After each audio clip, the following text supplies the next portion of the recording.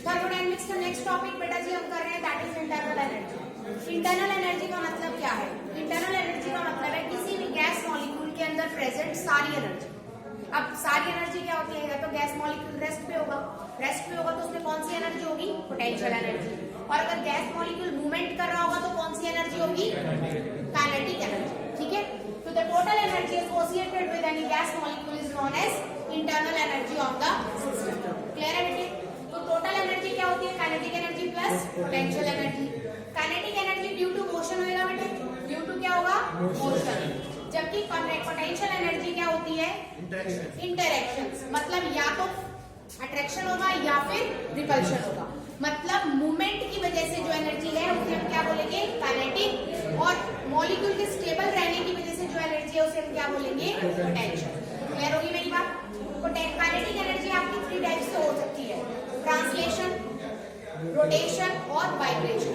तीनों में से किसी भी तरह की मूवमेंट को करे उससे एसोसिएटेड एनर्जी क्या होगी? Kinetic energy.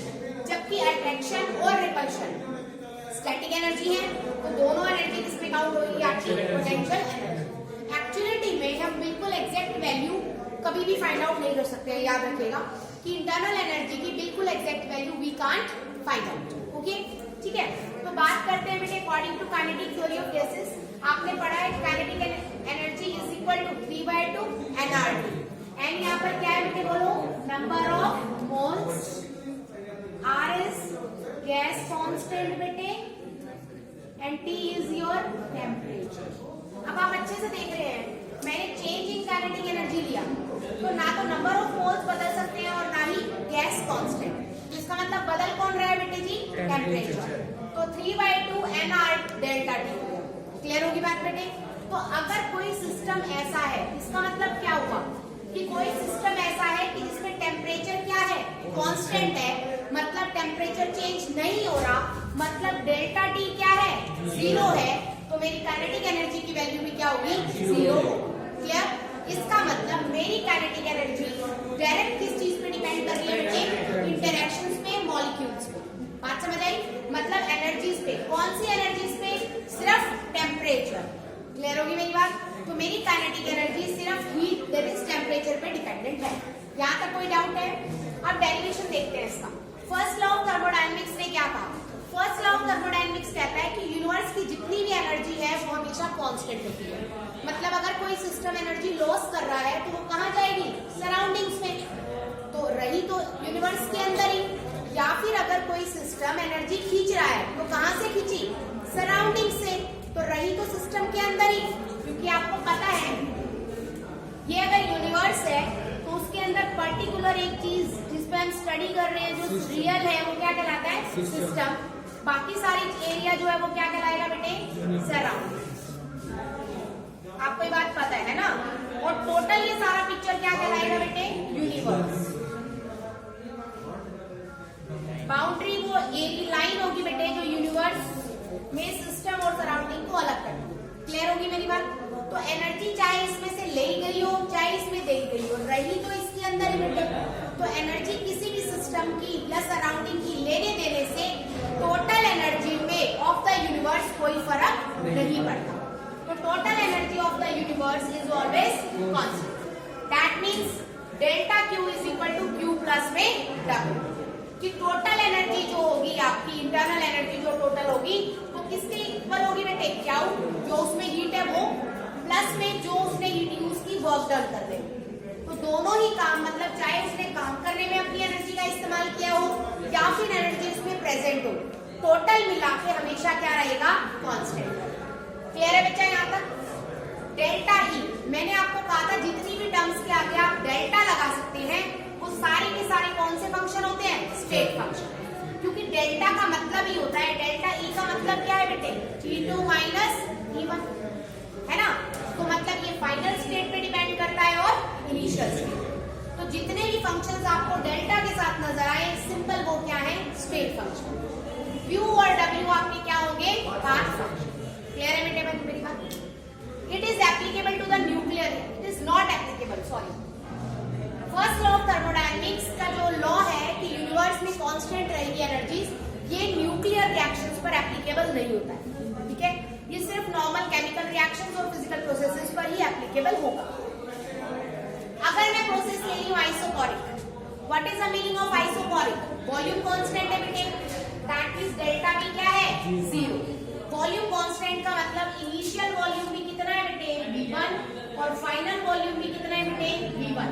तो delta V is equal to बोलो फाइनल माइनस इनिशियल, तो V1 minus V1 delta V कितना हो गया?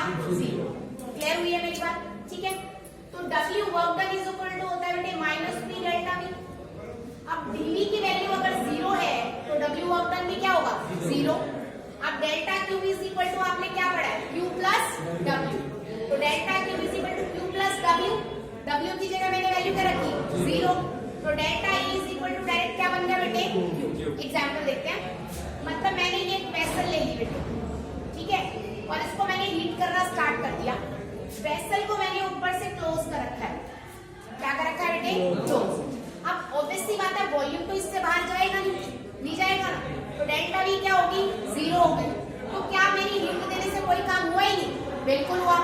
वर्क डन 0 हुआ, लेकिन सिस्टम की इंटरनल एनर्जी तो क्या हुई? बोलो, बढ़ी है? समझो मेरी बात। आपने इसको हीट किया, पहले पानी ठंडा था, अब हीट करने से पानी गर्म हो गया, तो पानी फैला तो नहीं, इसका मतलब वर्क डन तो नहीं हुआ, लेकिन पानी गर्म तो हुआ है ना बेटे। तो दैट मींस आपकी एनर्जी, इंटरनल एनर्जी किसके इक्वल हो गई? हीट की। तो अगर इंटरनल एनर्जी बढ़ेगी तो इसका मतलब टेम्परेचर बढ़ रहा है। बात समझ आ गई बेटे? कोई डाउट तो नहीं है? मैंने हीट दी है सिस्टम को, तो क्या होगी? पॉजिटिव। ठीक है, तो ये पॉजिटिव है, तो ये आंसर भी क्या आ गया? Simple positive. तो डेल्टा E भी क्या होगा? पॉजिटिव। मतलब टेम्परेचर बढ़ाने से मेरे सिस्टम का हीट क्या होगा? बढ़ेगा। समझ आई बात बेटे? बात करते हैं आइसोथर्मल। आइसोथर्मल का मतलब होता है टेम्परेचर क्या है? कांस्टेंट। अगर टेम्परेचर कांस्टेंट है तो वही सेम बेटे, initial temperature T1, final temperature T1, तो डेल्टा T कितना हो जाएगा? 0। समझ आई बच्चा? तो delta T is equal to 0 है बेटे। अगर टेम्परेचर 0 है तो इसका मतलब E की वैल्यू क्या होगी? 0। अगर टेम्परेचर यहाँ नहीं दे रहे तो क्या इंटरनल एनर्जी सिस्टम की बढ़ेगी? नहीं। बात समझ आई? तो अगर आप टेम्परेचर नहीं बढ़ा रहे तो हीट भी नहीं बढ़ रही है, as a result internal energy system की क्या है? 0। तो 0 is equal to Q plus W बेटे, तो Q इज इक्वल टू क्या आ जाएगा? Minus of W। मतलब आप हीट तो दे रहे हैं, क्या वो पॉजिटिव का मतलब heat given to the system, heat आप दे रहे हैं, लेकिन W क्या हो रहा है? नेगेटिव हो रहा है। बात समझ आई? जो मैंने कल एग्जाम्पल करवाया था पिस्टन मूवमेंट वाला, उसमें W वर्क डन क्या आया था? नेगेटिव। तो उसमें अगर सिस्टम में हम हीट प्रोवाइड कर दें तो हमारा W क्या रहेगा? नेगेटिव। बात समझ आई? कोई डाउट तो नहीं? और W नेगेटिव कब रहेगा? W इज इक्वल टू आपने पढ़ा है माइनस P डिग्री, यही पढ़ा है बेटे। इसका मतलब वॉल्यूम चेंज क्या है बेटे? पॉजिटिव। वॉल्यूम अगर पॉजिटिव होगा तभी तो यह सारा सिस्टम क्या होगा? नेगेटिव होगा। वॉल्यूम पॉजिटिव कब होगा? डेल्टा V क्या होता है बेटे? V2 minus V1। अगर मेरा V2 बड़ा होगा तभी तो मेरा वॉल्यूम क्या होगा? पॉजिटिव होगा। इसका मतलब मेरी जो गैस है वो क्या हो रही है बेटे? एक्सपेंड हो रही है। इसका मतलब ये ऊपर जा रहा है, इसका मतलब यहाँ पर वर्क डन अगर आपको क्या रखना है? नेगेटिव रखना है। क्या हो पॉजिटिव से? तो गैस इज एक्सपेंडिंग। गैस क्या कर रही है बेटे? एक्सपेंड। ये बात आप अपने आप समझ सकते हैं ना? कोई डाउट तो नहीं बच्चे? दूसरी चीज, अगर वही चीज मैं इसमें अगर ले लूं, मैं यूं कह रही हूं कि मेरी गैस एक्सपेंड नहीं हो रही, कंप्रेस हो रही है, तो ध्यान दीजिए, अगर मेरी गैस कंप्रेस हो रही है तो इसका मतलब दब रही है बेटे, तो फाइनल वॉल्यूम क्या हो जाएगा? कम। इनिशियल क्या था? ज्यादा। तो डेल्टा V क्या आ जाएगा बेटे? नेगेटिव। बात समझ आई बेटे? डेल्टा V अगर नेगेटिव आ जाएगा तो W क्या आ जाएगा बेटे? डेल्टा V देखो नेगेटिव है, ये भी नेगेटिव, आगे एक नेगेटिव है, तो नेगेटिव नेगेटिव क्या आ जाएगा? पॉजिटिव। तो क्या उसका क्या बोलते हैं? कंप्रेशन का केस आएगा इसमें? नहीं आएगा ना। ये इसने फिक्स कर दिया कि अगर मेरा डेल्टा T 0 है तो डेल्टा E 0 होगा। बात समझो मेरी, डेल्टा T 0 है तो डेल्टा E क्या होगा बेटे? 0 होगा। डेल्टा E 0 होगा तो क्या is equal to minus W होगा। बात समझ आई? तो इसका मतलब क्या is equal to minus W।